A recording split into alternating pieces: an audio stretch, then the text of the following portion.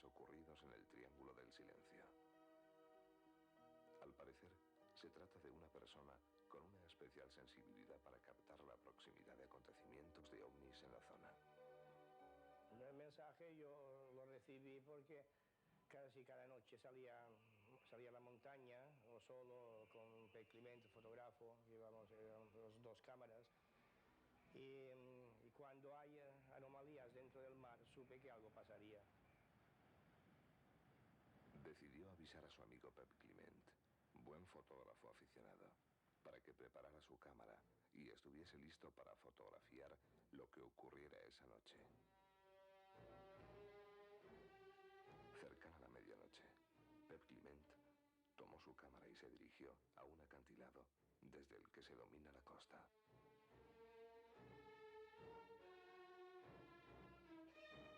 Pronto pudo observar que en el mar ocurrían fenómenos extraños.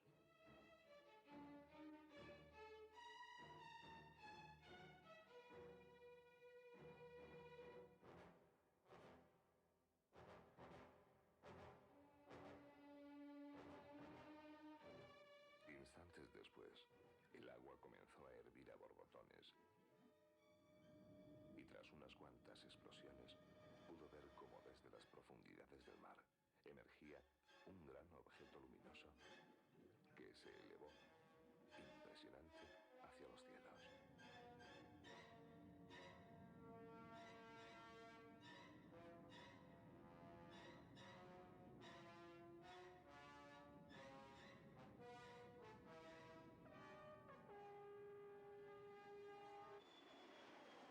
Mientras esto ocurría en Port Said, un avión Supercarabel de la compañía TAE, pilotado por el comandante Javier Lerdo de Tejada, con más de 100 pasajeros a bordo, despegaba del aeropuerto de Son San Juan con rumbo a las Islas Canarias. El Supercarabel se adentró unas 15 millas en el Triángulo del Silencio.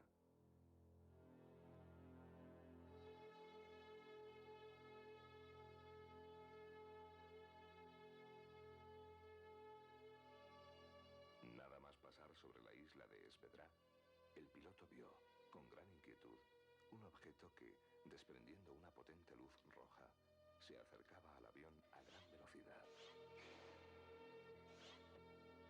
Enseguida las luces se multiplicaron y lo que podría ser una patrulla de ovnis rodeó el avión, llegando a situarse a media milla de distancia, provocando un evidente peligro para la nave, por lo que el piloto optó por desviar el rumbo hacia Valencia y pedir ayuda a la torre de control del aeropuerto de Manises. Adelante.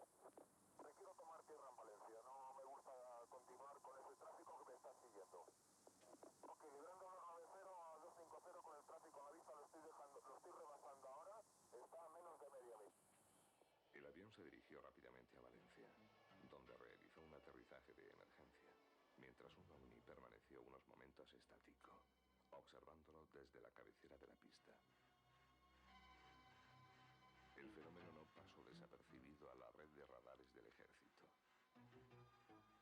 Desde la base aérea de los Llanos se envió un caza con orden de intercepción, pero los ovnis desaparecieron de forma misteriosa de los cielos y de las pantallas de radar. Este incidente llegó incluso a motivar una pregunta al ministro de Defensa en el Parlamento de la Nación. ¿Qué explicación puede tener este hecho? ¿De dónde provenían y cómo desaparecieron tantos objetos voladores en tan pocos minutos?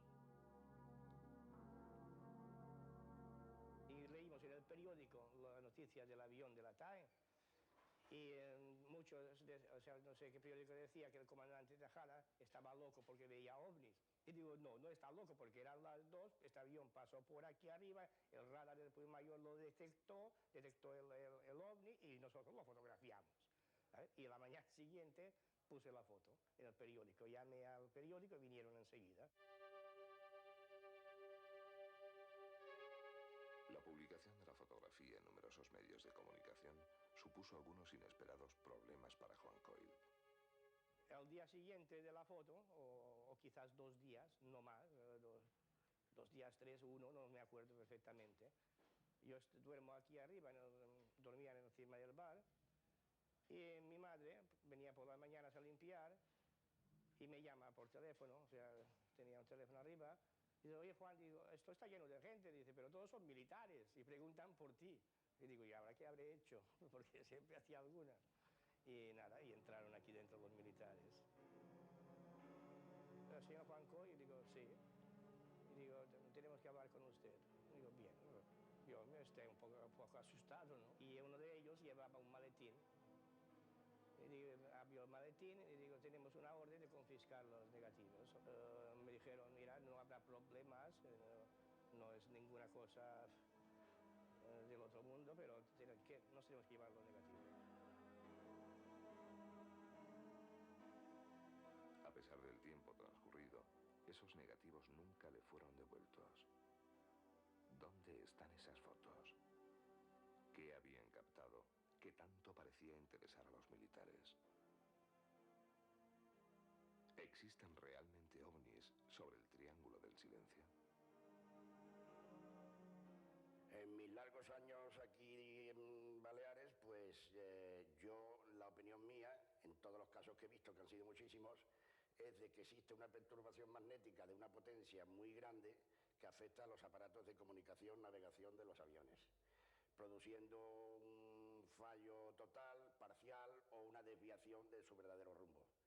Eso, a mi juicio, como profesional de electrónica, es que el campo magnético que se crea por la causa que sea, que no es humana, o al menos terrestre. Se detectaron unos objetos no identificados que se salió en su búsqueda, que esos objetos, cuando llegó el avión de intersección, ya habían desaparecido, que este caso se ha sucedido en infinidad de ocasiones en los radares, de aparecer objetos no identificados, blancos no identificados, que desaparecen y aparecen. Estos objetos ha sido en numerosas ocasiones que están sucediendo y que parecen ser que tienen la propiedad o la capacidad de hacerse invisibles al radar cuando ellos quieren. Parece así confirmarse la existencia de misteriosos objetos voladores no identificados que sobrevuelan a menudo el Triángulo del Silencio. Lo que ocurría en ciertas ocasiones, que aparecía un punto luminoso en el cielo, y yo estaba en una de las terrazas y dije, oye, hay un puntito blanco, un luminoso. Y en esto llegó un suboficial y dijo, un avión de Aviaco ha llamado y ha dicho que está viendo una luz, un ovni. Fuimos a las pantallas y vimos que no era uno, eran 4. Iban en perfecta formación militar. Bajaban hasta el nivel del mar y subían a una velocidad de segundos y décimas de segundo. En este caso no se trata de alucinaciones de personas de dudosa credibilidad, sino del testimonio de profesionales de la aviación y la electrónica, serios y objetivos, que reconocen su incapacidad para explicar la reiterada manifestación de un fenómeno extraordinario que se produce en unos parámetros de conocimientos técnicos muy superiores a los terrestres. Fenómenos ovnis para los cuales la ciencia aeronáutica, la astrofísica y la cibernética terrestre no tienen aún explicación, porque se trata, precisamente, de fenómenos extraordinarios de difícil codificación que se producen en los límites de la realidad.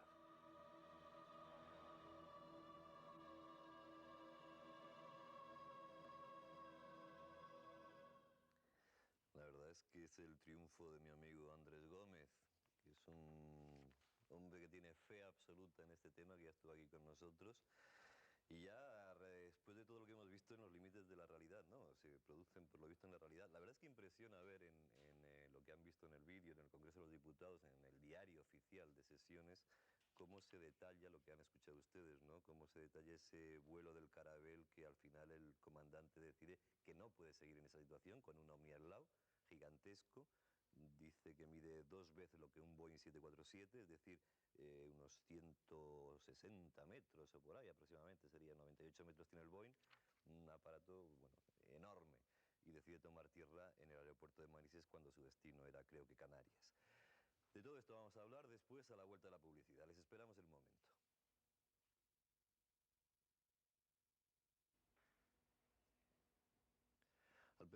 personajes que ustedes veían en el vídeo antes de la publicidad está aquí con nosotros. Es Pedro Crespí, teniente coronel del Ejército del Aire y ex jefe de la base aérea de Puymayor, en Baleares. Está también con nosotros Andrés Gómez, de la Policía Municipal. Vamos a decir que lo de la Policía Municipal y teniente coronel y todo eso no tiene nada que ver. Están aquí como un señor que tiene experiencia en estas cosas, no está representando evidentemente al Ejército, tampoco está representando a la Policía Municipal de Algeciras, simplemente es su oficio, pero su afición son los ovnis. Andrés Gómez Serrano, que ya estuvo con nosotros, y Piero Oliver, que es oceanógrafo, doctor en ciencias ¿qué he dicho? Oceanógrafo, ¿lo he dicho bien? Oceanógrafo. Oceanógrafo, te puedes tomar el acento. Sí. Que es, bueno, pues biólogo y experto en... Eres el director del Centro de Oceanográfico de Baleares.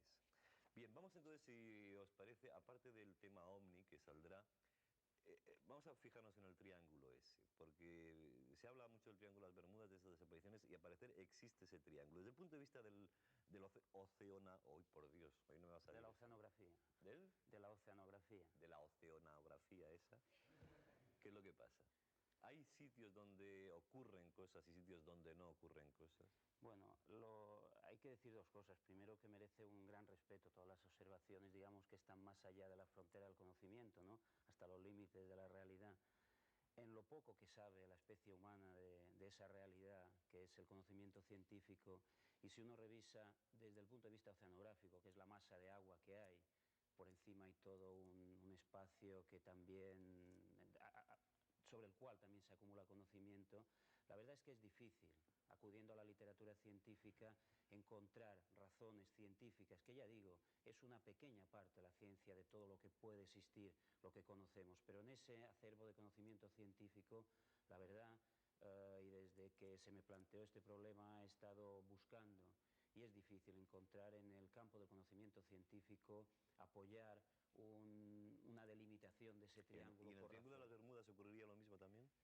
¿Tampoco habría razones no lo sé, objetivas? Pero probablemente tampoco objetivas, o sea, yo diría científicas y teniendo en cuenta, insistiendo lo que se sabe de la en que lo que sabemos es tan poco.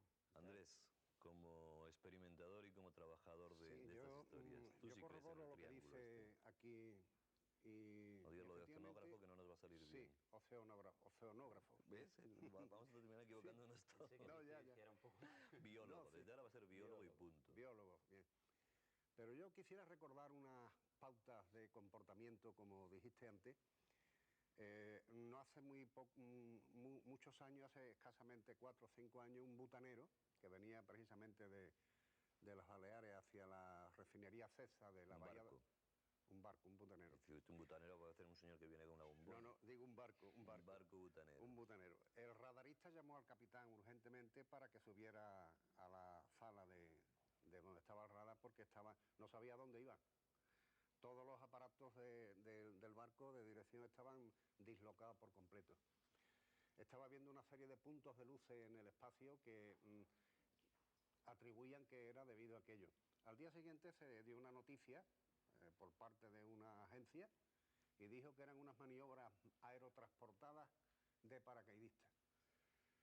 Bien, yo no descarto que haya de noche unas maniobras de paracaidistas, pero lo que sí descarta el capitán de ese buque y cualquier persona sensata es que los paracaidistas bajen al mar y luego suban para arriba. Eso es difícil. Eso ya es difícil. Eso es difícil de admitir.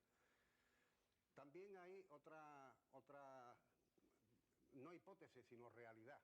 Y digo una realidad científica en tanto y en cuanto que se han soltado palomas mensajeras en ese triángulo y todo el mundo sabe el sentido de la orientación tan maravilloso que tiene ese animal y no aparecieron en el lugar adecuado, aterrizaron a muchas millas de kilómetros de distancia. ¿Y las corrientes marinas, por ejemplo, no pueden cambiar, no pueden crear campos energéticos que cambien el sentido de orientación de las palomas? Puede haber, no corrientes. Hoy por hoy no se sabe. Claro, o sea, problemas de geomagnetismo, pues claro que habría que estudiarlos y considerarlos, y mucha parte que no se conoce. Misterios hay muchos, o sea, nosotros hace una semana hemos perdido una batisonda entre Mallorca y Ibiza, y de una forma súper misteriosa en 600 metros de profundidad, y claro, no nos lo explicamos y podemos decir que es que algún ser nos la desenganchó porque parece que la hubieran desenganchado. Son misterios, son Pero cuando cosas... ocurren tantas cosas es cuando uno empieza a mosquearse. Evidente, ¿verdad? pero ocurren. Buscar causa-efecto, relaciones causa-efecto es fácil, luego hay que validarlas, hay que establecer la teoría y hacer toda la experimentación necesaria. Es un campo difícil. A ver, teniente coronel, que a mí hablar con teniente coronel siempre me ha impresionado mucho, porque no sé por qué siempre damos más credibilidad a un militar, parece que... Supongo que porque se ha guardado muchas veces el secreto de algo bueno, que ustedes sabían desde hacía mucho tiempo, ¿no? Eso es evidente. Desde luego. ¿Qué ocurría, o qué ocurre, o qué sigue ocurriendo en ese triángulo del silencio? Bueno, ocurren cosas que son reales y cosas es ficción, es irrealidad. Porque hay dos razones que lo explican muy bien. Y una es que cuando yo llegué a Radar el 75, pues observé por la pantalla de Radar que se producían unos errores, unas interferencias, y yo culpé a la cordillera tramontana nuestra prolongando hasta Ibiza. Esto era una realidad. Pero después ya sabíamos un poco más y esto ya se detectó como cosa oficial. Se llaman errores colaterales. El error de costa, EC, es que la propagación de las ondas es por el efecto tierra-mar o mar-tierra, pues experimenta una desviación de 20 grados angulares.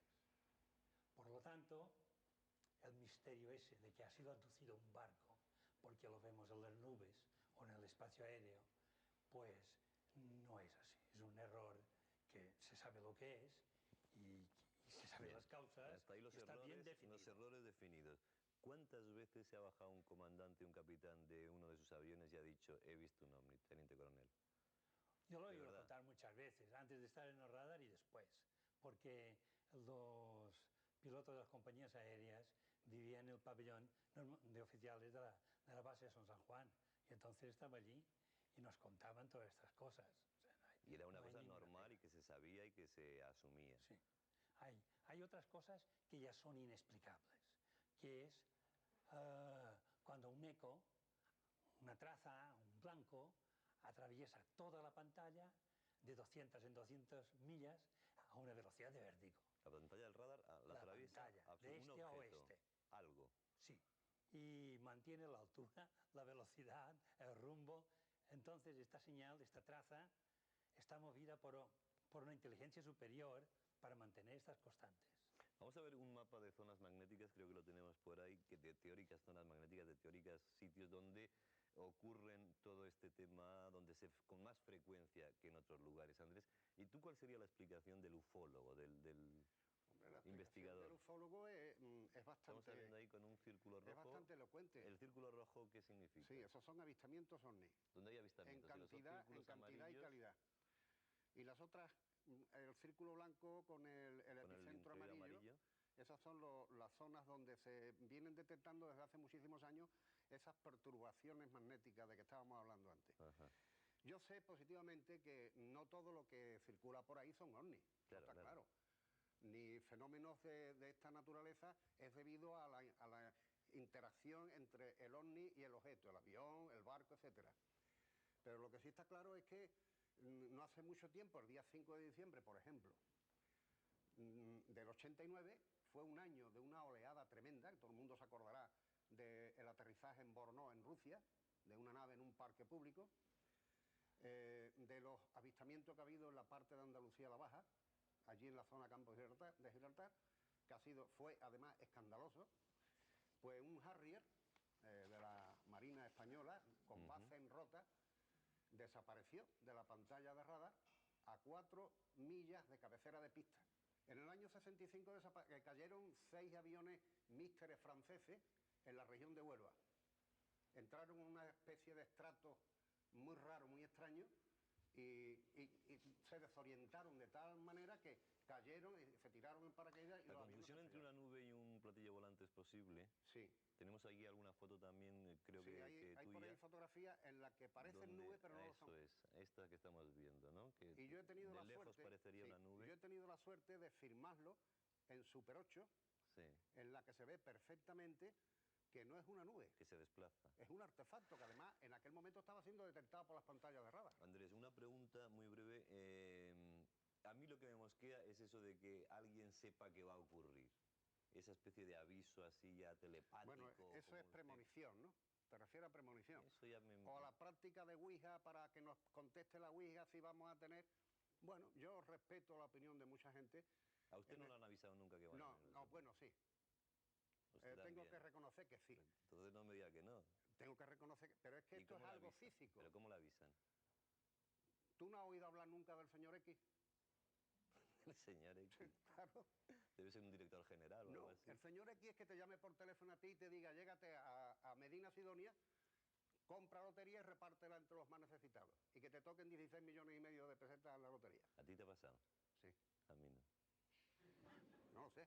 Y en cuanto me llame el señor X te avisa, aparte que Bueno, me moriría y Y por seguramente 2 le veces colgaré. consecutivas. Y hay infinidad de testigos a los que yo no me quedé Sí, es absolutamente cierto sin un que hay- duro que hay y repartí llamadas. ese dinero. Se ha hecho más todavía. Se ha puesto una grabadora. Se ha captado la voz mía, la del señor X, ¿no? ¿Tú cómo le llamas a eso? ¿Eso con qué se come? Como decimos los andaluces. Eso es difícil de creer. ¿Y qué voz tiene el señor X? Ah, pues no lo sé. Pues tiene una voz muy cadenciosa, Sí, con unos tranquila y matices extraordinariamente diferenciados de lo que puede ser un castellano perfecto. No sé si es varón, si es hembra. Y en el año ¿Y el 84... señor X le conocéis muchos? ¿O habéis No, puesto... no. Quiero decir, hay muchos investigadores que reciben No ese lo tipo de conoce llamadas. nadie. Nada más que Andrés Gómez Serrano. Solamente tú. No lo sé. ¿Por qué me ha elegido a mí o por qué me ha utilizado a mí? Medio minuto. Teniente coronel, ¿se ha registrado algún sonido de alguna forma de esas naves que han aparecido o solamente son avistamientos sin sonidos? No, sonido ninguno. Sonido nunca. No. Y conversación, por supuesto, Ni en hablar, absoluto. ni ¿no? hablar, ni hablar. La tercera pregunta, y con esto terminamos. En el vídeo vimos al principio que dice que empezaba a hervir el mar de alguna forma y que salían. Bueno, se ha especulado muchísimo con bases submarinas, hasta el punto en que la biología, la oceanografía, hoy lo he dicho bien, puede tener conocimientos ahora. ¿Podría darse una base submarina de ovnis? Una base submarina, el que se pueda Es decir, dar, ¿se puede llegar entra tan ya abajo dentro. como para saber lo que hay por ahí abajo? Si salieron unos objetos del fondo del mar, eso es otra cosa. Las turbulencias, la luminiscencia, todo Los esto efectos que podría nos decía antes buscarse el una teniente coronel de explicación. los cambios de... Pues hay organismos fluorescentes, se pueden producir turbulencias terribles, capaces de llevarse una embarcación al fondo, todo eso es posible. El que salgan unos objetos ya querría decir quizás que haya algo abajo. ¿Puede haber una base? Pues si alguien la ha construido, sí. Incluso yo creo que como obra de ingeniería humana pues se podría hacer. Evidentemente sabemos que no es así. En exploraciones, que se han hecho muchas exploraciones en el Mediterráneo del sustrato submarino, hasta donde se ha llegado, hay muchas cuestiones inciertas, pero la verdad debo decir que en lo poco que sabemos, en lo poco que es el conocimiento científico, no se hay puede bases. apoyar. Yo me he dejado un poco alucinado con el señor X, ¿eh? ¿Y tú le hablas a él? Hombre, claro, pero no me deja que le interrogue, Yo la primera vez creí que era una tomadura de pelo. Pero cuando te llaman a casa, ¿qué dice? ¿Que te llama señor X, Andrés? Dice, ¿que te llama señor X, Andrés? No, casi nunca ha llamado, casi nunca. Ha llamado a mi despacho. Cuando yo mandaba como jefe la plantilla de policía de Algeciras, la policía local, llamaba a mi despacho. ¿Y lo cogías tú? Y no estaba nunca por más de minuto y pico de segundo. Nunca. Y además se sentía una melodía muy rara. Yo como músico que soy, que aprendí música desde También. pequeño, yo he escuchado todo tipo de melodía, y como esa, yo no la he escuchado nunca. Y le falta como la respiración al hablar, ¿no? Sin embargo, te sustrae de tal manera la voz tan cadenciosa y tan ¿Y cuántas veces has perfecta. hablado con él? ¿Eh? ¿Cuántas veces has hablado? Unas 8 o 9. Y ojo, que hay lagunas hasta de 11 y 12 años entre una llamada y otra. Bueno. La última fue el 7 de enero del 84, en una alerta OVNI que se hizo para toda Andalucía a través de una emisora de radio. A las 2 menos 20 en punto apareció la voz del señor X. Pero ves, ahí volvemos a enfadarnos tú y yo. Porque si el señor X es un hombre, y bueno, lo que sea... Yo no lo sé lo que es, Andrés. Bueno, lo que si sea. es hombre, si es, Pues que si te es dé una espíritu, yo no sé lo que es. Que te dé una explicación, porque siempre está... Si es que no te deja. Oye, pues eso es lo que yo me quejo, que no te deje. Si a mí Claro. lo que me gustaría es que llamara, señor Pero lo que X, sí es- llámenos. Lo que sí aseguro es que jamás se equivocó. Jamás Se Hombre, y equivocó. con los millones menos. Y empezó la primera llamada en el año 49. ¿Y cuántas veces te dijo lo de la lotería? ¿Una sola vez? Una sola vez. Eso quisiera yo, que me llamara otra vez y que me dijera que volviese ahí. O a Medina Sidonia o Candanchú, que me da igual. Que de seguro iría, por Ay, supuesto. Dios mío, vámonos a otro tema porque si llama el señor X que nos lo pase, que se venga aquí. Ah, bueno, el Rey Midas, Ese americano. es el Rey Midas, realmente lo es. Vamos a publicidad y nos metemos con el monstruo del lago Ness. En un momento estamos con ustedes. Primeras pesadillas que hemos tenido todos cuando éramos críos. Aquí teníamos dos personas del público que se empeñaban en que veían caras ya. Y es que estamos todos un poco en los límites de la realidad. Yo me imagino que es el calor. No os riáis, es verdad. ¿Veíais caras o no veíais caras? Estaban viendo caras en la pantalla grande esta que tenemos. Les decía que seguramente el lago Ness fue la primera historia más o menos mágica que todos vimos en un periódico, porque es una historia vieja. La primera fotografía de Nessie, que es como se le conoce al personaje este teórico que vive en el lago Ness, pues creo que es del año 34, según me han dicho aquí en la documentación. Vamos a ver lo que pasa en el lago Ness y después hablaremos con los expertos.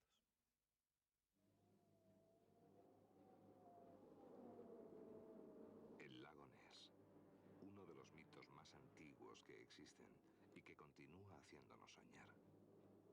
Rodeado de montañas y bosques, este lago misterioso tiene un perímetro de 38 kilómetros en el corazón de Escocia.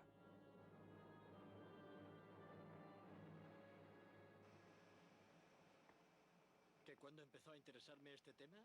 Supongo que me ha atraído siempre. Ya cuando era niño me gustaba bastante la idea del monstruo del lago Ness.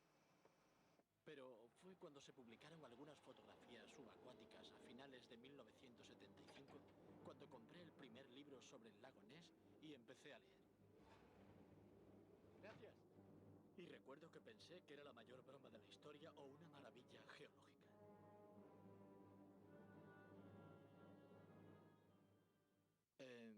Los 3 años siguientes leí bastante y vine aquí por primera vez en el verano de 1979.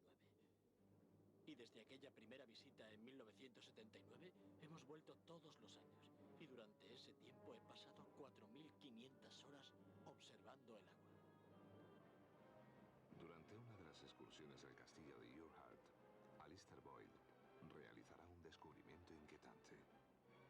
Al borde del agua encuentra un salmón despedazado. ¿Qué animal del lago puede tener mandíbulas capaces de un mordisco de estas dimensiones? Cerca del castillo se han visto muy a menudo monstruos. Se han visto delante del castillo y a lo largo de toda la bahía de Arquette. En esta zona es probable que haya grutas sumergidas o solamente rincones donde podrían vivir una o dos familias de monstruos, o quizás solo monstruos aislados. Mi historia comienza un día sobre las 5:30 o las 6 de la tarde. Tuvimos que trabajar en el barco, en la popa. No voy a entrar en detalles, pero estaba rota. El hecho es que lo arreglamos aquel mismo día. Yo mismo y Billy Kennedy, un buen amigo mío. Y después él mismo me echó una mano para llevarlo al agua porque era un barco muy pesado. ¡Dale! ¡Bájala un poco! Sí. Ian y Billy meten el barco en el agua y se adentran en el lago. El motor parece responder sin problemas.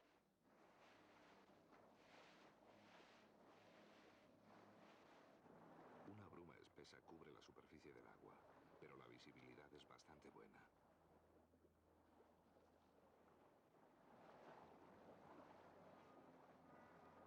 ¿Qué es eso que han visto? Intrigado, Ian decide acercarse un poco. Estaba a una distancia de más o menos 5 o 6 metros. Uno debía tener unos 5 metros de tamaño, de color negro, y el otro era de un gris claro. Yo estaba muy asustado, porque no sabía qué era.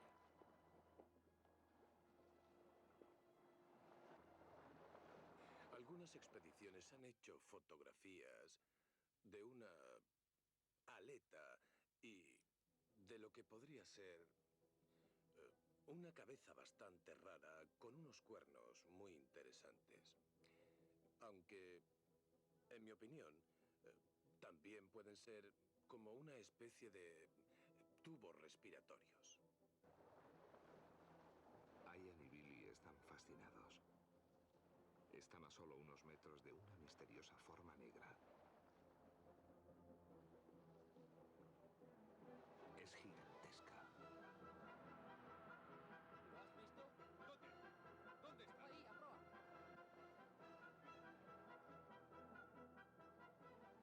He visto muchos peces por la tele, ballenas, delfines y tal, pero no era nada parecido. Tampoco era un tronco. Voy mucho a pescar y sé distinguir esas cosas. La verdad es que no sé qué era. De repente, el extraño bulto desaparece bajo el agua. Ian intenta seguirlo. Ahí hay otra cosa. ¿Dónde? Espera un momento. Billy decide ponerse en la parte delantera del barco. Voy a echar un vistazo. Ahí delante hay otro. Y de repente, dos enormes bultos negros acaban de surgir justo delante del barco. En ese momento, Ian se da cuenta de que a sus espaldas hay un tercer bulto, más grande aún que los otros dos. El barco está rodeado. Estas criaturas podrían fácilmente hacerlo volcar. Billy, presa de pánico, va a buscar un chaleco salvavidas. Es un miedo a que te ocurra algo. Nunca he visto nada parecido. No sé cómo se describe un miedo a algo a lo que no has temido nunca. Es un miedo que nace de todo lo que has oído contar sobre el monstruo del lago. Has oído tanto sobre gente que ha desaparecido en el agua, cosas que se dicen, pero que yo nunca he creído. Sientes miedo a que te ocurra algo de eso. De súbito, una de las criaturas a la derecha del barco se hunde.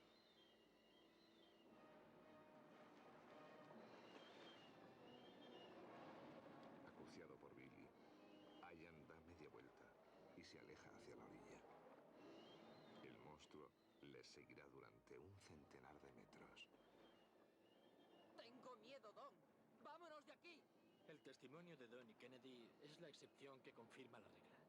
Hablé con ellos y creo que lo que vieron es genuino en un 100%. Y que es totalmente contrario a lo que suele contar la gente, aquello de lo vi un momento y desapareció entre un remolino de agua. Continuando con su investigación, Alistair Boyd oye hablar de un testimonio que le interesa. Un monje de la abadía de Fort August, situada a la orilla del lago, decía haber visto el monstruo. Fue una hermosa mañana de octubre de 1972.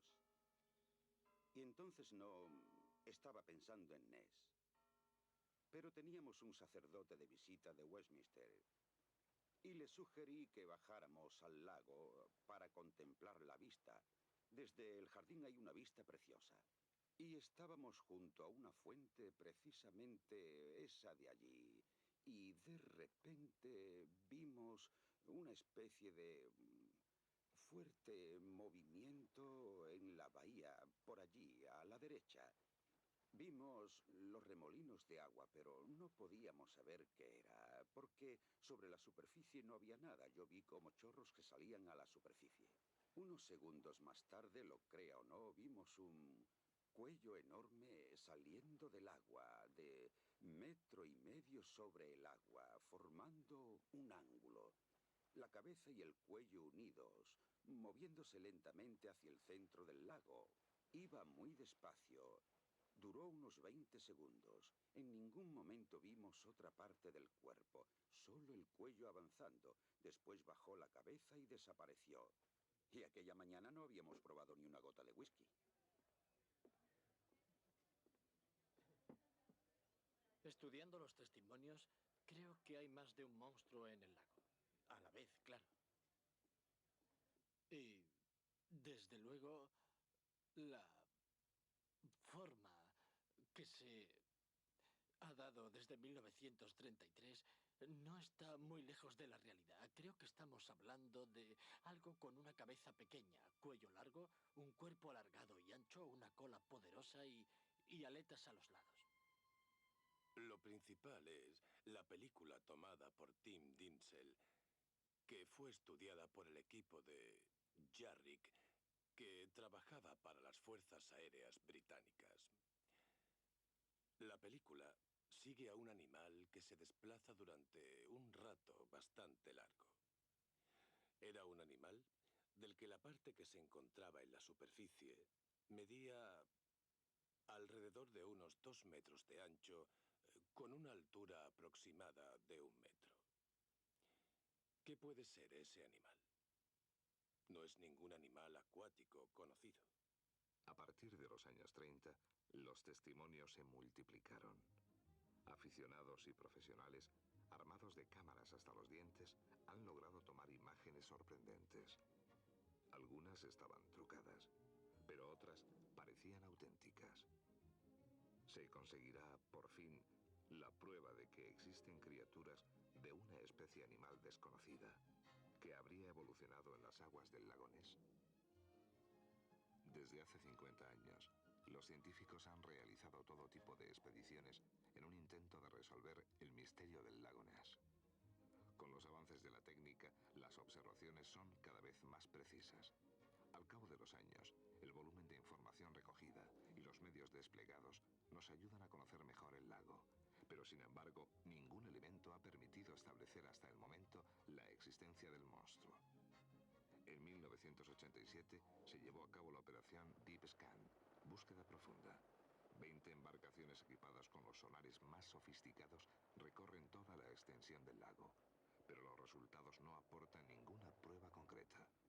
Así, los resultados del proyecto Earhart, iniciado en julio de 1982 y dotado de un presupuesto de más de 500 millones de pesetas, no serán publicados hasta 1995.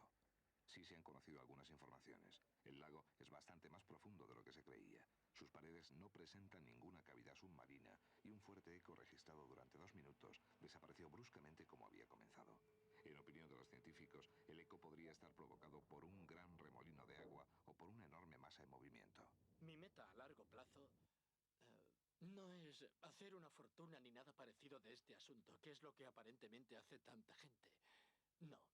Yo deseo ver a estos animales y que reconozcamos que existen para que puedan ser protegidos. Hay muchas amenazas para el lago de polución, piscifactorías y de algunos cruceros por el lago. Me temo que algún día pueda ocurrir algo a estos animales, a menos que alguien diga, sí, estos animales existen y merecen nuestro respeto y nuestra protección. En parte, me siento honrado por haber visto al monstruo del lago Ness. Hay mucha gente que lleva mucho tiempo, años y años buscándolo. Se resolverá por fin el misterio del monstruo del lago Ness cuando se conozcan los resultados de las últimas investigaciones. El misterio del monstruo que miles de testigos afirman haber visto desde la Edad Media.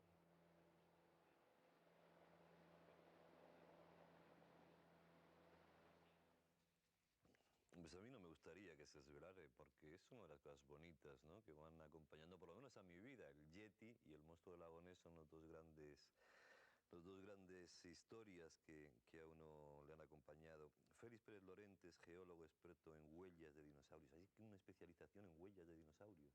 Bueno, llevo bastantes años trabajando en huellas de dinosaurios porque es lo que aparece en los yacimientos que yo estoy trabajando en La Rioja. ¿Cuánto mide una huella de un dinosaurio? ¿Perdón? ¿Cuánto mide? Bueno, las más grandes descritas creo que son 1,5 metros. ¿La huella de 1,5 metros? Sí, sí. Y hay algunas muy pequeñitas, de menos de 10 centímetros. Me imagino que ir a ver Parque Jurásico, ¿no? Por supuesto. Miguel Seguí, biólogo, miembro de la Sociedad Internacional de Criptozoología. El lago Ness, el monstruo del lago Ness. Yo creo que el problema a lo mejor ha sido llamarle monstruo, ¿no?, directamente.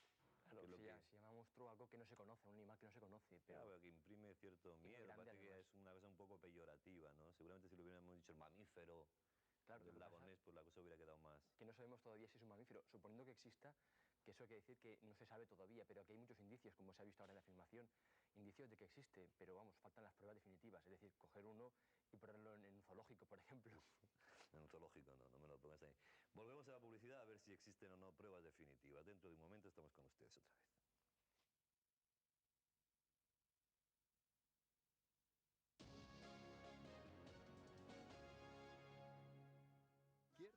vamos a empezar entonces con el tema este ya después de la publicidad. Los dinosaurios que han sido también objeto de cantidad de cavilaciones a lo largo de la historia y ya parece que están clarísimos que existieron, que formaron parte de un supercontinente y que desaparecieron. ¿Por qué? Ese es un problema. Pero no solo... Esa es la pregunta todavía. Sí, sí, pero no solo la desaparición de los dinosaurios, sino la desaparición de muchas especies animales y vegetales. Por ejemplo, a la vez de los dinosaurios desaparece el plancton calcáreo, desaparecen algunas plantas, aparecen otras. Es que no solamente son ellos, ¿no? Hay fósiles marinos como los ammonites o los belemnites que también desaparecen en ese momento. Y también es cierto que no desaparecen todos los dinosaurios a la vez, puesto que hay algunos que sobrepasan ese límite Cretácico-Terciario, cuando se habla del impacto del meteorito, de alguna de estas teorías, y hay algunos que lo sobrepasan y viven después. Y luego incluso prescindiendo de las aves, que se dice que son dinosaurios vivos. ¿Y la climatología puede haber, los cambios climáticos pueden haber influido en esa desaparición? Puede haber influido muchas cosas, lo único que ocurre es que si influyen unos animales, ¿por qué en otros no? Esa es otra. ¿Qué es la criptozoología? Bueno, la criptozoología es la ciencia que intenta estudiar los animales crípticos, es decir, animales que todavía no han sido descubiertos por la ciencia. El monstruo del lago Ness o el yeti serían los más conocidos para el gran público, pero hay otros mucho más pequeños que se van descubriendo prácticamente año tras año y que son animales que todavía bueno, pues se descubren de repente. Por ejemplo, como hace unos meses se dio a conocer el descubrimiento en Vietnam del oryx de Boquang, que es un nuevo tipo de mamífero del tamaño de una cabra que vivía ya desde siempre, pero que hasta hace unos meses no ha sido descubierto. Entonces es un ejemplo de que todavía nuestro planeta encierra muchos misterios, muchos enigmas zoológicos que todavía, pese a que estemos llegando a la Luna y con sondas a Marte y a Júpiter, pues sin embargo hay partes de nuestro planeta que todavía no se conocen lo suficiente. Y ya digo, el caso del monstruo del lago Ness o de otros monstruos criptozoológicos posibles, otros animales criptozoológicos, podría ser un ejemplo de que lo que todavía falta por conocer. ¿Cómo sería el monstruo del lago Ness? ¿Alguna vez lo ha pensado? Claro, yo creo que lo hemos pensado todos. Lo único que ocurre es que no sabemos si es que existe. Si puede ser un dinosaurio, puede ser un mamífero. Así cuando usted no está en televisión y eso y sin que tengamos que decir nada, ¿qué piensa para sus adentros? Bueno, me parece interesante. Me parece sugestivo. Eso no vale, eso no mojarse. ¿Creería o no creería en el monstruo del lago Ness? Tal y como están las cosas, no. Científicamente son necesarias otras pruebas, son necesarias evidencias directas, como ha dicho el señor Miguel Seguí.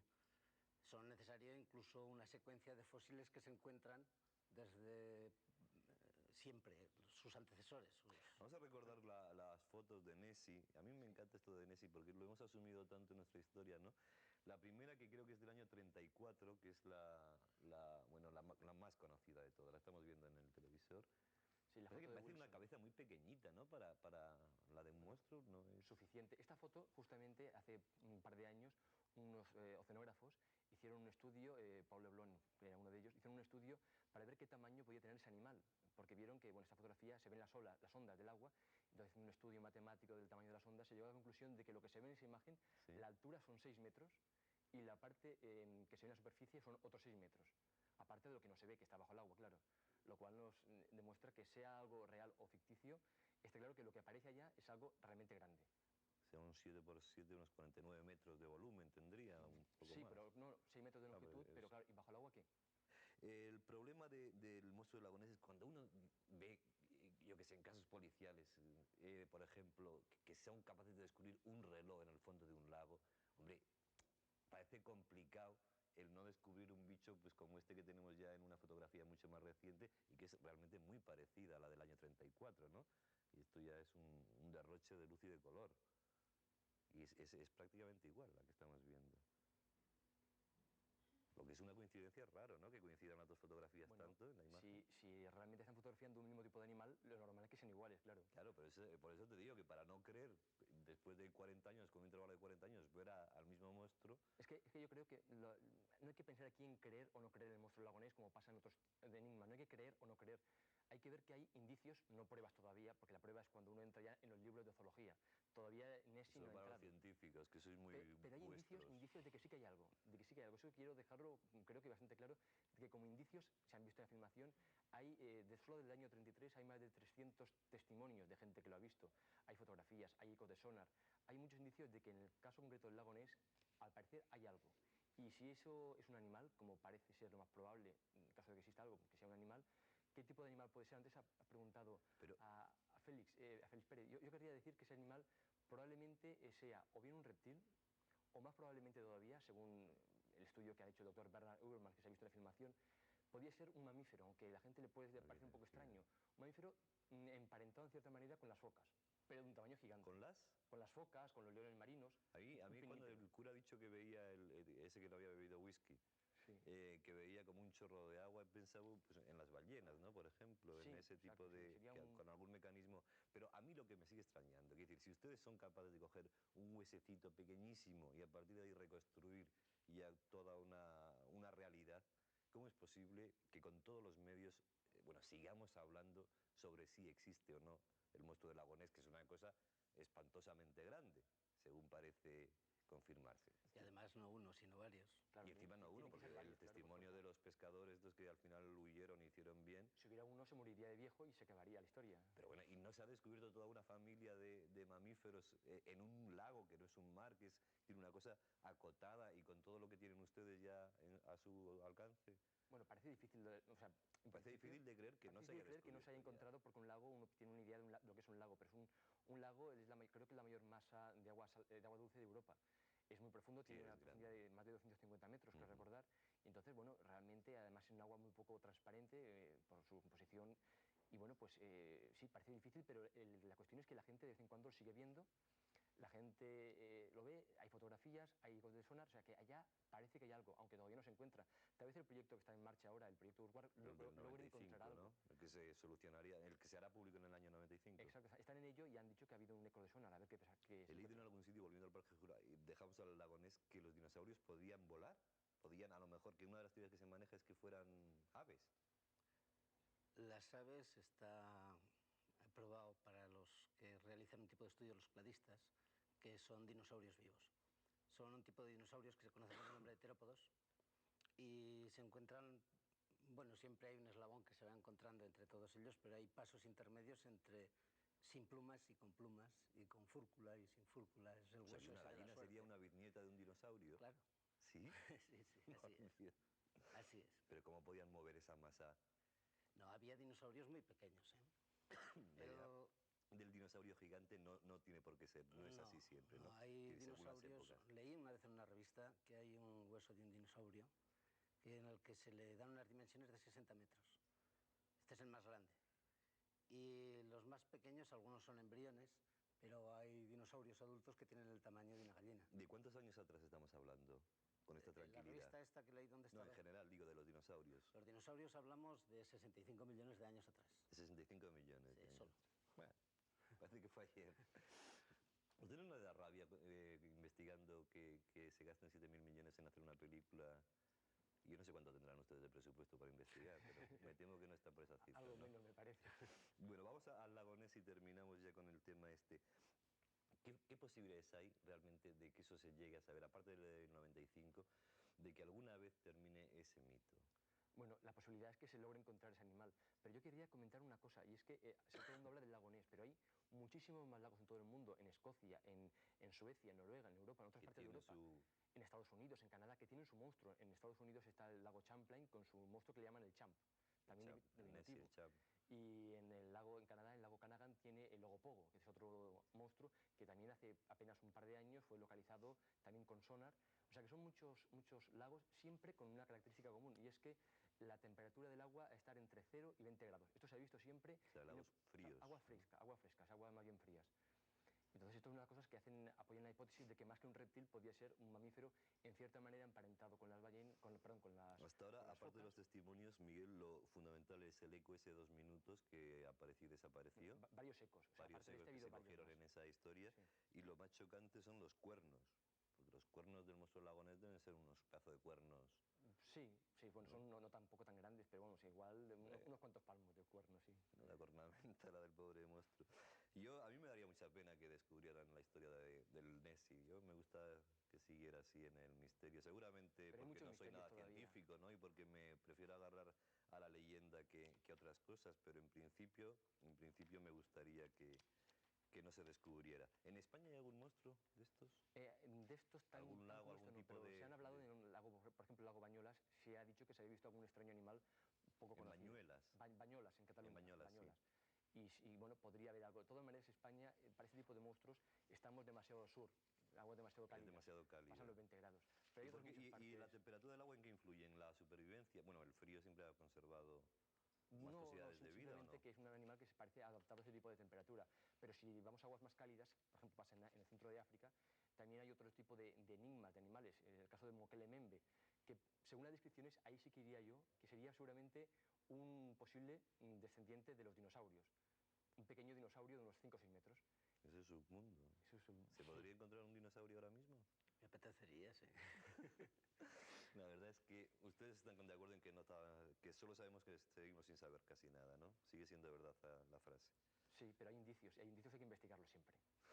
Vamos a dar nuestro apartado de correos, que ese nunca nos lo sabemos, tampoco, y hay que buscarlo. Estamos media hora aquí intentándolo buscar. Es el 4700 de Madrid, el código postal 28083, 4700, código postal 28083, el teléfono 91 de prefijo 586-9997. Tenemos un contestador las 24 horas del día y nos vamos. ¿A dónde nos vamos? A publicidad, ¿no? Nos vamos a publicidad. Muchas gracias por estar con nosotros. A mí no, si aparece el Nessie, que no me lo digan, que yo prefiero seguir con la leyenda. Yo creo que Nessie debería ser nombrado el patrón de los periodistas, porque en veranos... Bueno, da un juego que no te puedes imaginar. Pero yo creo que ellos mismos lo provocan, ¿no? Y en el reportaje salía y decía, hombre, yo pensaba que los turistas, yo creo que están en las cercanías del lago Ness, vive un poco también de su monstruo, ¿no? Me imagino que...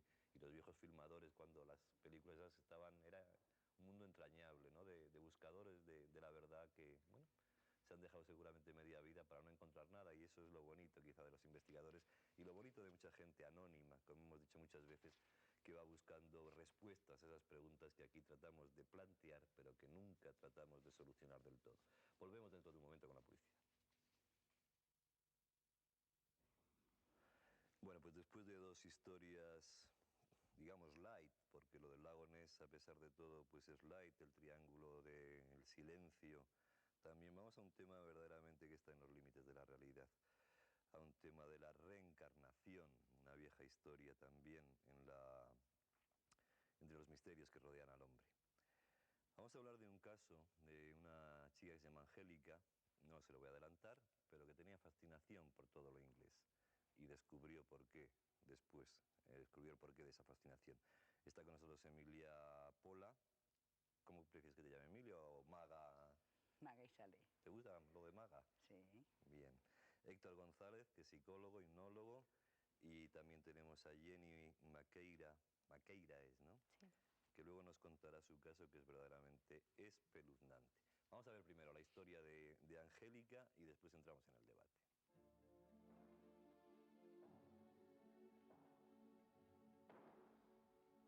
¿Ha tenido alguna vez, al llegar a un sitio que no conocía anteriormente, la extraña sensación de que ya había estado allí? ¿Ha tenido la inexplicable impresión de un momento ya vivido? ¿O la inquietante sensación de haber existido en otro tiempo?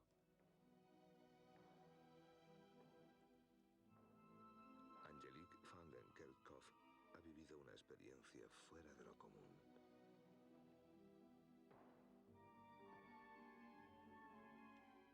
Estoy convencida de que he vivido una vida anterior en Inglaterra, en el siglo XVIII, así lo creo. No tiene nada que ver con soñar despierta, es una historia que he revivido siendo consciente. Sería mejor que se intentara empezar desde cero, sin prejuicios para entender el fenómeno, en lugar de lo que hemos hecho hasta el presente, es decir, negar los hechos. Para un biólogo, para un científico, existen hechos. Y esta persona es un hecho. Mamá, me gustaría mucho ir a una academia de inglés. ¿Así? ¿Por qué? Pues, para aprender inglés. Bueno, ya veremos. Sorprendida por la determinación de su hija y dejándose llevar por su intuición, Daniel van der Kerkhoff matricula a Angelique en un curso de inglés. Angelique. Now you have to imagine her dream. Perfecto. ¿Puedes traducirlo? Ahora tienes que imaginar su sueño. Muy bien. ¿Ahora puedes responder a esto? Sí. Adelante. She can be dreaming about her teddy bear, or she can be dreaming about going on holidays. or she might have some friends and she might live in La profesora no puede creerlo. Desde los primeros cursos, Angelique habla un inglés casi perfecto. Cualquiera diría que había nacido y vivido en Inglaterra. to swim in the waves and she likes to go with friends to the beach. Tengo 4 hijos y de los 4 es la única que ha tenido tal pasión por el inglés y por todo lo referente a lo inglés. Es realmente increíble, pues no solo se desenvolvía hablándolo, sino que también lo comprendía. Mis otros hijos han estudiado el inglés que estudian los chicos en la escuela, pero nunca lo hablan entre ellos. Es la única de mis 4 hijos. Intrigada, la profesora habla también con Daniel, pero la madre de Angelique no puede dar ninguna explicación a este fenómeno. Sorprendente. Lo habla como si fuera su idioma materno. 10 años después, e irresistiblemente atraída por Inglaterra, Angelique decide instalarse en este país durante un tiempo. Acompañada de su madre, descubrirá Londres, la capital. Se movía por las calles de Londres sin ningún problema. Me decía, por aquí he pasado. Se movía como si estuviera en un país que ya conocía. Sin embargo, Angelique no había estado nunca en Inglaterra con anterioridad. ¿Cómo explicar que se encontrara como si siempre hubiera vivido allí? No me daba realmente cuenta de lo que pasaba. Únicamente me encontraba bien, me sentía segura y sobre todo tenía la sensación de estar en mi elemento. Me encontraba realmente en casa. Para mí eso era lo más importante, la sensación de estar de nuevo en casa. Su madre ha regresado a Francia y Angelique está sola en Londres. Para salir de su aislamiento, Angelique va a pasar un rato a un pub. Desde el momento que vi a James, supe que era él. Y lo que sentí no fue un mero flechazo, sino algo tan fuerte que me dije, nos hemos conocido antes y ahora volvemos a encontrarnos. No sabía muy bien qué me pasaba por la cabeza, pero ya nos conocíamos de antes y nos volvíamos a encontrar. ¿Puedo sentarme? Desde luego. Durante 2 años, Angelique vivirá con James la felicidad perfecta. Desgraciadamente, él encontrará la muerte en un accidente automovilístico. Él también creía que el reencuentro no era una mera casualidad.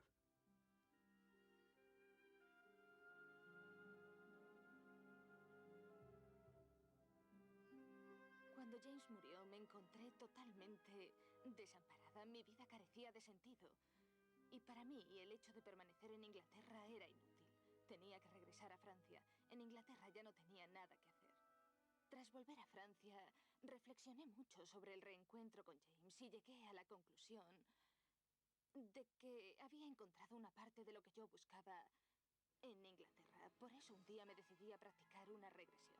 Angelique va a comprender por fin por qué durante su estancia en Inglaterra tuvo a menudo la sensación de haber vivido allí en otro tiempo. La palabra regresión quiere decir vuelta hacia atrás. No siempre es una experiencia agradable, porque regresión significa retroceder. Es lo contrario de una progresión. Pero en realidad se trata de revivir cosas que han ocurrido en las llamadas vidas anteriores.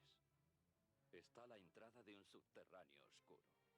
Mediante una técnica de relajación total, Jean-François Crolat conducirá a Angelique a las puertas mismas de su subconsciente. A medida que vaya avanzando, vaya describiendo lo que ocurre, lo que siente y lo que está viendo. Angelique ha sentido y encontrado señales de sus vidas anteriores. Veo una puerta. Me estoy aproximando. Estoy llegando. Estoy llegando a la puerta. Estoy llegando.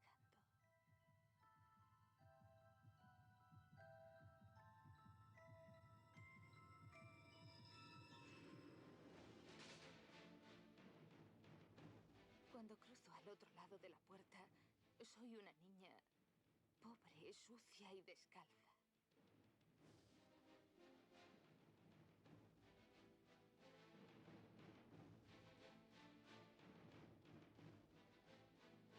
Entro en una sala muy grande. No hay nadie.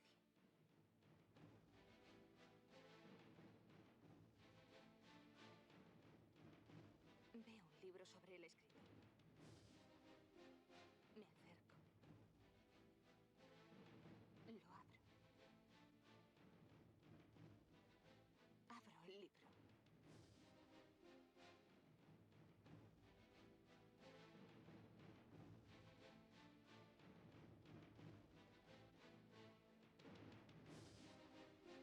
Un hombre con una peluca avanza hacia mí.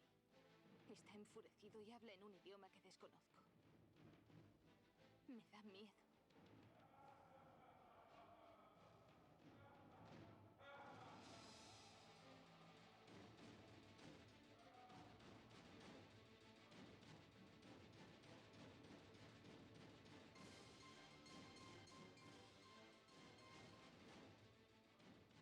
Veo dos hombres vestidos de azul.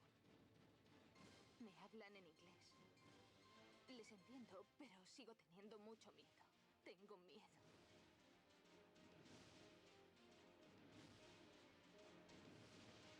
En el pasillo encuentro a una hermosa dama que me sonríe. Es amable conmigo. Le devuelvo su gato. Habla en inglés y la entiendo. La dama me devuelve a casa de mi nodriza. Es muy buena conmigo, pero muy pobre.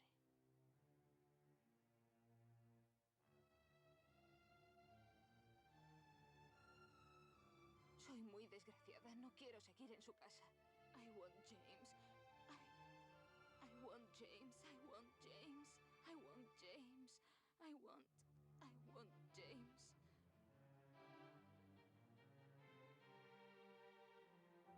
James es mi amigo y quiero que venga conmigo.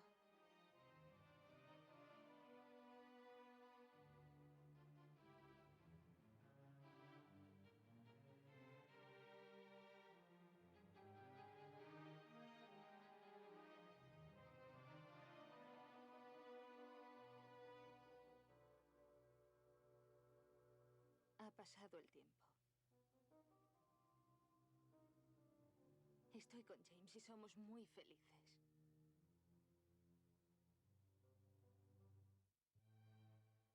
Ha pasado el tiempo. Es un día muy triste.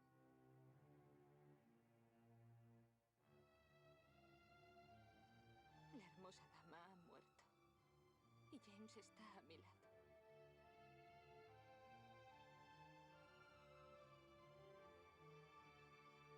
Esta regresión me ha permitido por fin encontrar una explicación a todas esas cosas que no tenía nada claras en mi mente, mejor dicho, que eran muy confusas, y de las que quería tener una respuesta, y eso me ha permitido también establecer los lazos del pasado con mi vida actual.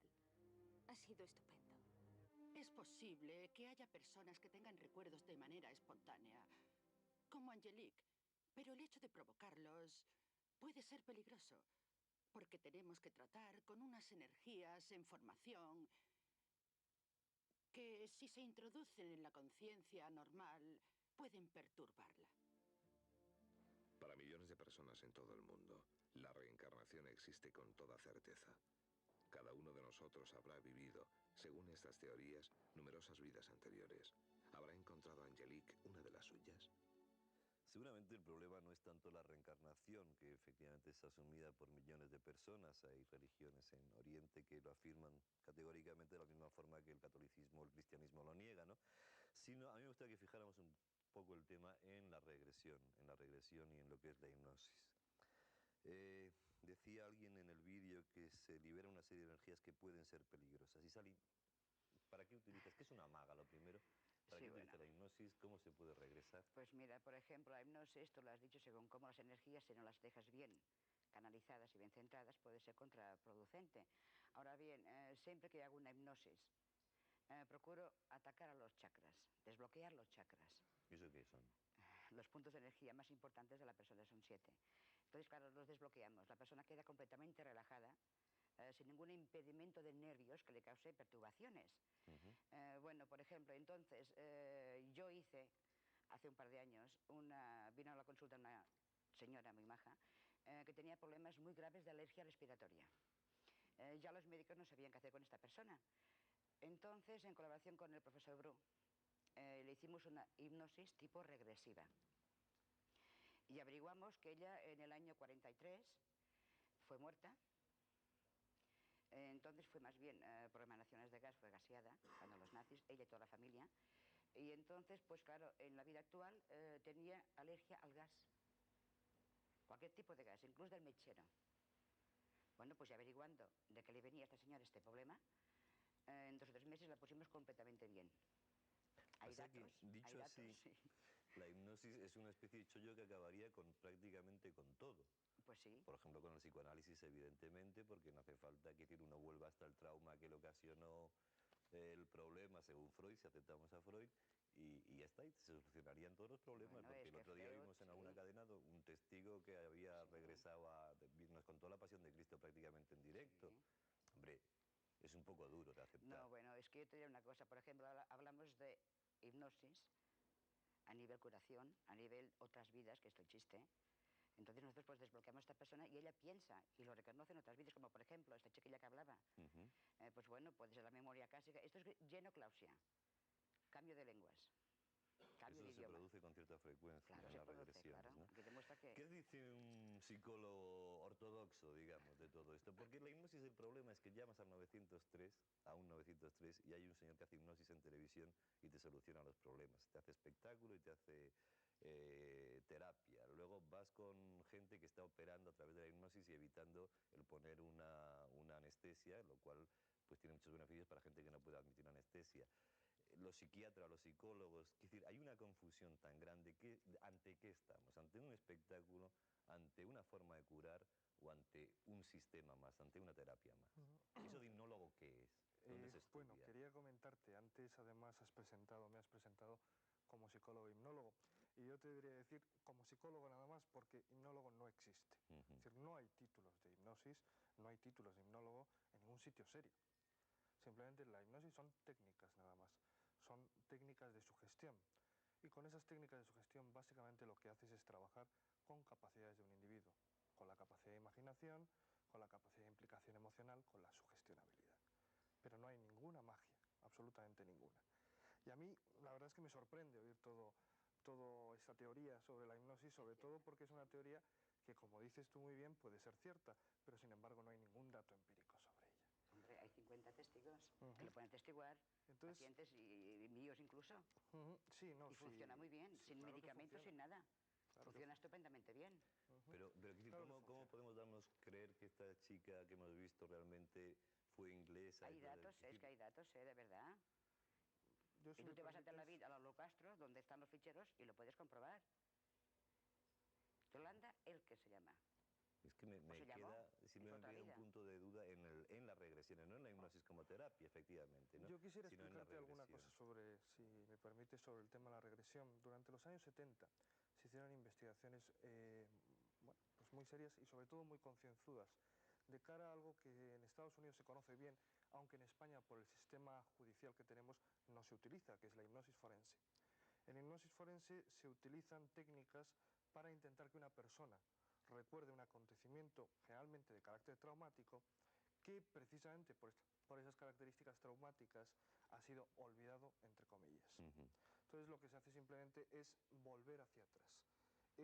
Con lo cual ya hay que decir que la regresión es un término que lo único que nos expresa es simplemente una técnica para facilitar el recuerdo de memorias a lo largo de la vida.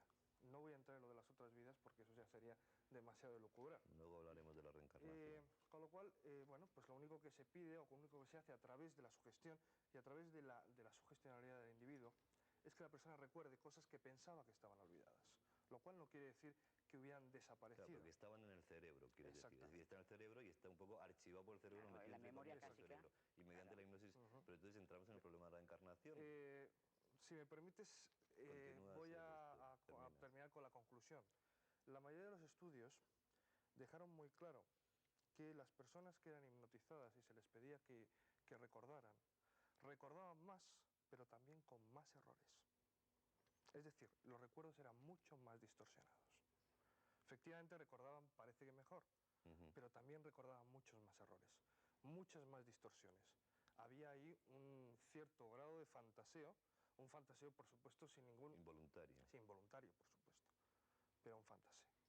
Entonces es muy fácil construir una imagen y una sucesión de acontecimientos, sobre todo si el hipnotizador, o mejor, yo creo que podríamos hablar el psicólogo o el médico, favorece con ciertas claves, que a veces no tienen por qué ser verbales o explícitas, que esas cosas vayan ocurriendo. Es decir, la historia que aparece aquí sí. es una historia que podríamos reproducir en cualquier persona hipnotizada, o incluso mucho mejor, y no hay más magia.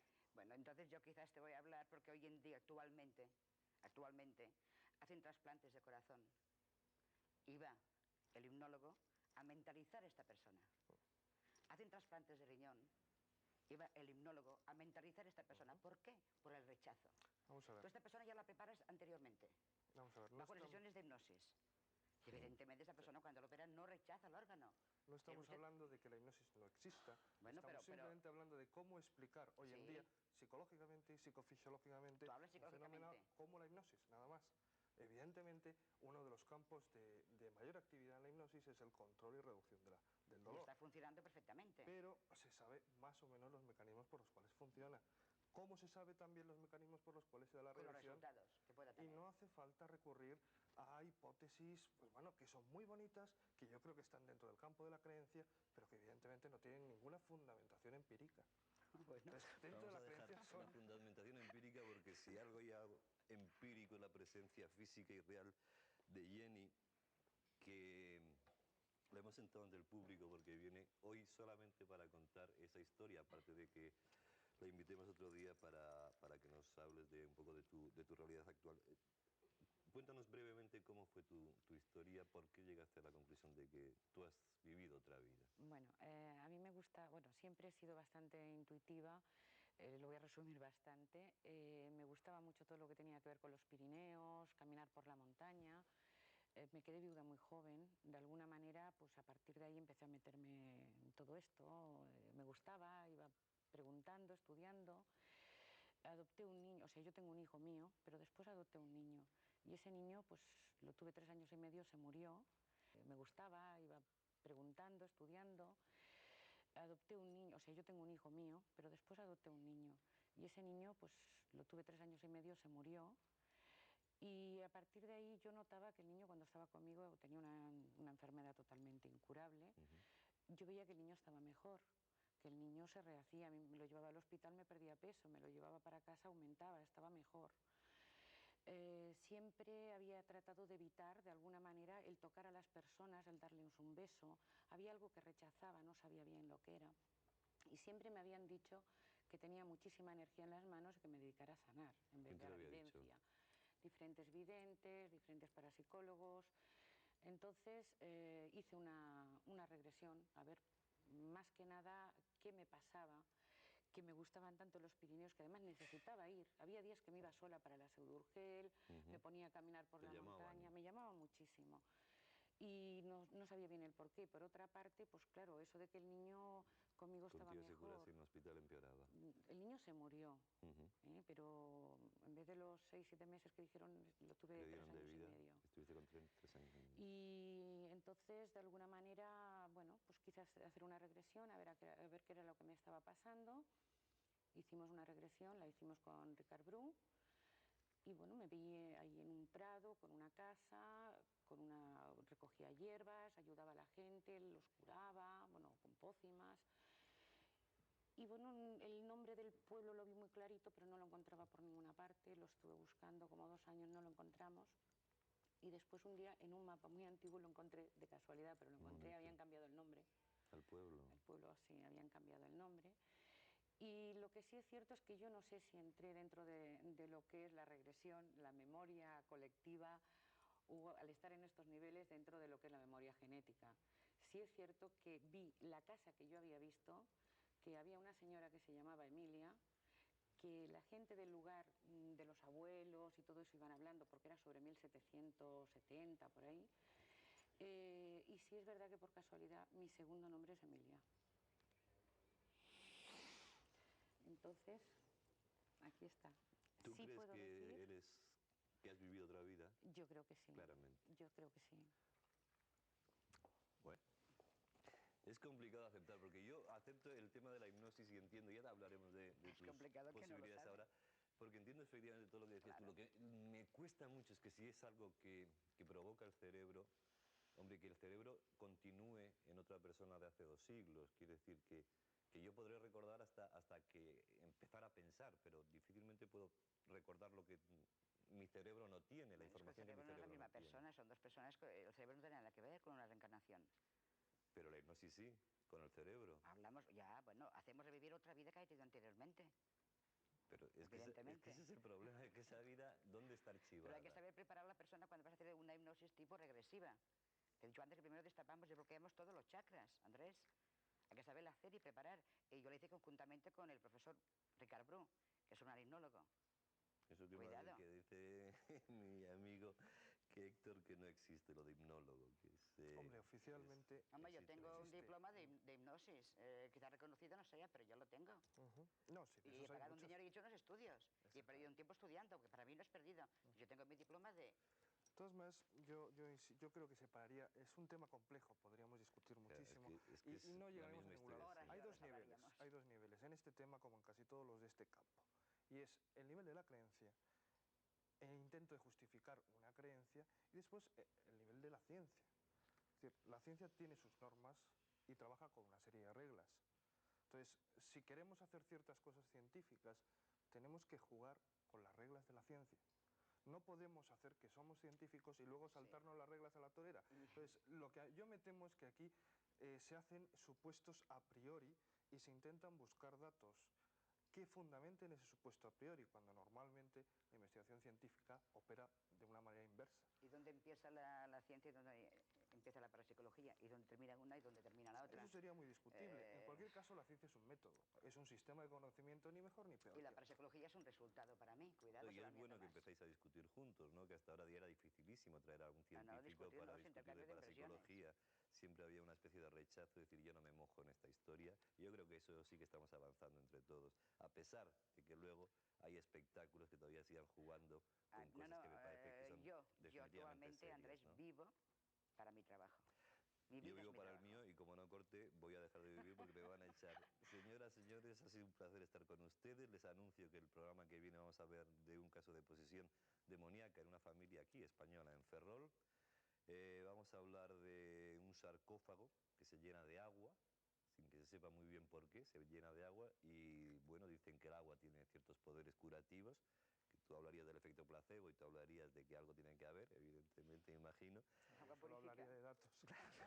Y un caso de asesinato que fue teóricamente esclarecido desde el más allá. Alguien murió, se le dio por muerto de una forma normal o convencional y volvió para decir que a él le habían asesinado. Eso será en nuestro próximo programa el próximo martes. Hasta entonces, que sean ustedes moderadamente felices. Muchas gracias.